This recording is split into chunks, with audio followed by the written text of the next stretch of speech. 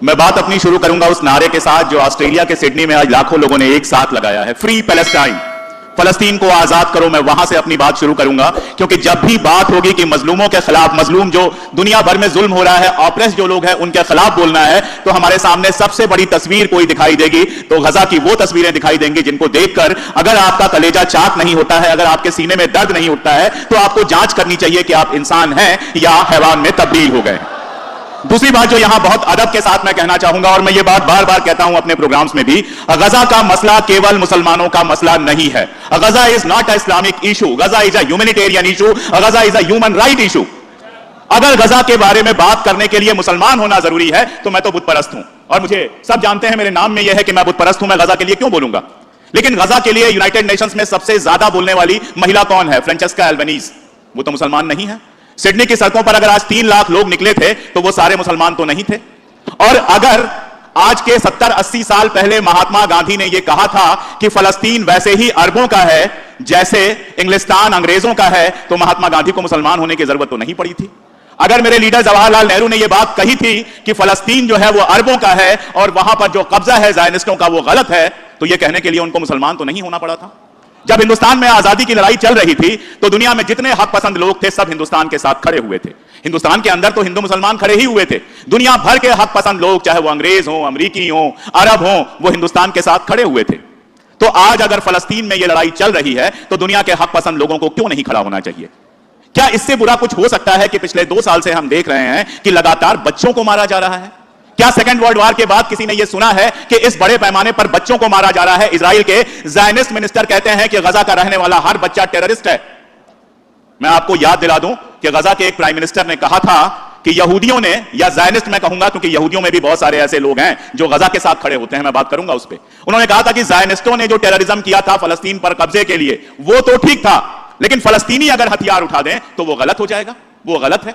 इस तरह से दुनिया चलती है कि जो अमेरिका के साथ खड़ा हो वो तो नहीं है टेररिस्ट, वो चाहे बच्चों को मार दे, चाहे हामला औरतों को मार दे। आप कल्पना कीजिए, शैतान का हाथ भी एक बार कांप जाएगा गर्भवती महिला के ऊपर गोली चलाने में, लेकिन यहां तो शैतानियत की हदें भी पार कर दी हैं। दुनिया की किसी जबान में कोई ऐसा लफ्ज नहीं है जो उस हरकत को कहीं से डिफाइन भी कर सके, किसी जबान में नहीं है, क्योंकि दुनिया में कभी ऐसा हुआ नहीं।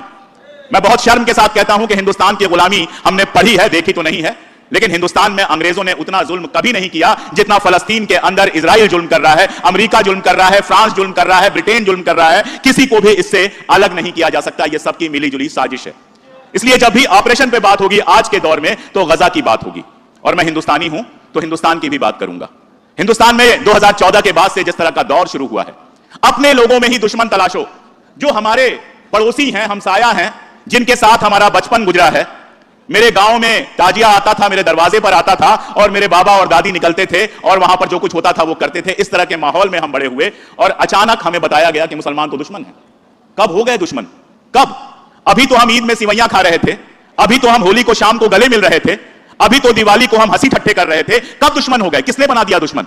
और केवल मुसलमानों का मामला अब तो नहीं रह गया है।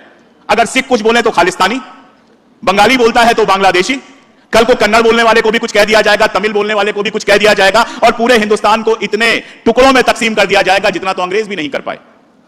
एक आदमी ट्रेन में चल रहा है, अपना टिफिन खोलता है और उसको लिंच कर दिया जाता है। एक आदमी सड़क पर चल रहा है अपने तरीके से और उसको लिंच कर दिया जाता है। अगर यह जुल्म नहीं है तो क्या है? और सबसे आश्चर्यजनक बात यह है कि इस तरह के जुल्म को हमारे हाईएस्ट लेवल के जो लीडर्स हैं उनसे तारीफ मिलती है। जो कल हत्यारा होता है वो आज संसद में आकर बैठ जाता है, जो कल बम फोड़ने का आरोपी होता है वो विधायक बन जाता है और सांसद बन जाता है, और यह सब हमारी आंखों के सामने हो रहा है। महज 80 साल बीते, 70 साल बीते जब यह देश आजाद हुआ था और हम पढ़ते थे अनेकता में एकता, यूनिटी इन डाइवर्सिटी, कि हम अलग अलग हैं, हमारे मजहब अलग अलग हो सकते हैं, हमारी जबानें अलग अलग हो सकती हैं, हमारी शक्लें अलग अलग हो सकती हैं, लेकिन हम सबसे पहले हिंदुस्तानी हैं। और हिंदुस्तान के आईन ने हमको यह हक दिया कि जिसको पूजा करनी है वो पूजा करे, जिसको नमाज पढ़नी है वो नमाज पढ़े, जिसको चर्च में जाना है वो चर्च में जाए, जिसको गुरुद्वारे में जाना है वो गुरुद्वारे में जाए। यह आईन तो हमारे लोगों ने मिलकर बनाया था ना।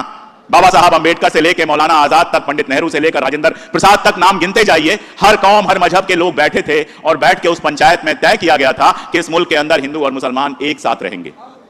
फिर उस आईन के रहते ऐसा क्या हुआ कि अब दुश्मन बनाने का एक तमाशा चल चला है, सिलसिला चल चला है, और इसका अंजाम क्या हुआ? दुनिया हमारे साथ खड़ी होती थी। दुनिया में हम गर्व से कहते थे कि हम गांधी का मुल्क हैं, हमारे मुल्क में अलग अलग मजहब के लोग एक साथ रहते हैं, और दुनिया हमारी इज्जत करती थी। जब हमने ये छोड़ दिया तो क्या हुआ? पाकिस्तान के साथ आपने स्कर्मिश किया और दुनिया का एक मुल्क आपके साथ खड़ा नहीं हुआ।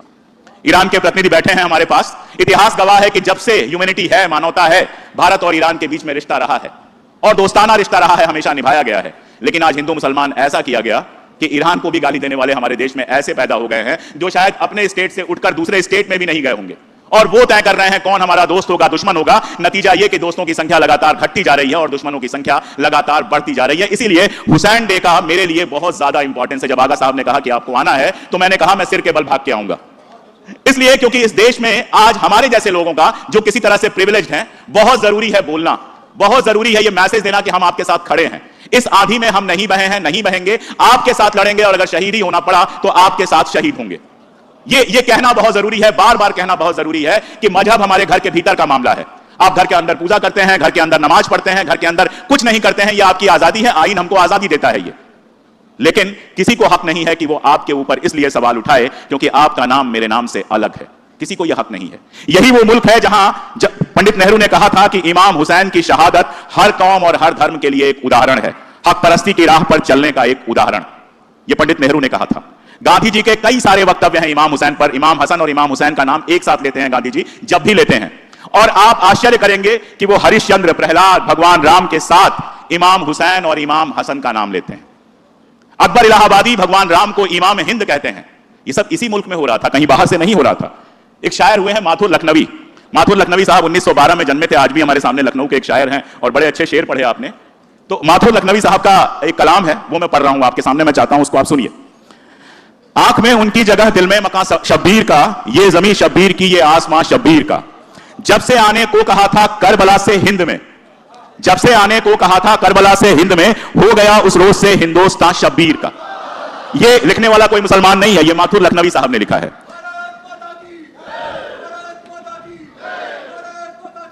चार लाइनें मैं उनकी और पढ़ रहा हूं, मुझे इतनी पसंद आई कि मैंने नोट कर लिया।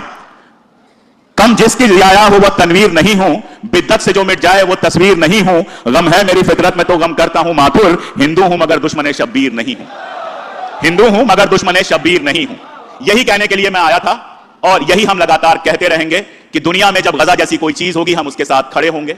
जिस हद तक हमारी आवाज जाएगी हम अपनी आवाज उठाएंगे, जिस हद तक हम बोल सकेंगे बोलेंगे, और हिंदुस्तान के अंदर अगर किसी कौम पर किसी तरह का कोई जुल्म होगा तो वहां भी हम आवाज उठाएंगे और यह भी बहुत साफ कहेंगे जो हम मुझसे पहले मौलाना साहब कह गए कि न जुल्म करेंगे न जालिम को बर्दाश्त करेंगे। दुनिया का हर मजहब यही सिखाता है, जो जुल्म सहता है वो हमेशा के लिए या तो आप ये कह सकते हैं कि उसकी सारी इज्जत चली जाती है या फिर वो कौम धीरे धीरे खत्म हो जाती है। इसलिए सरकार कैसी भी हो, कानून कैसे भी बदले जाएं, जो हक की बात है वो हम कहेंगे और इसके लिए इमाम हुसैन हम सब की हमेशा हमेशा प्रेरणा रहेंगे। बहुत शुक्रिया आगा साहब बुलाने के लिए, मौका देने के लिए, और आप सब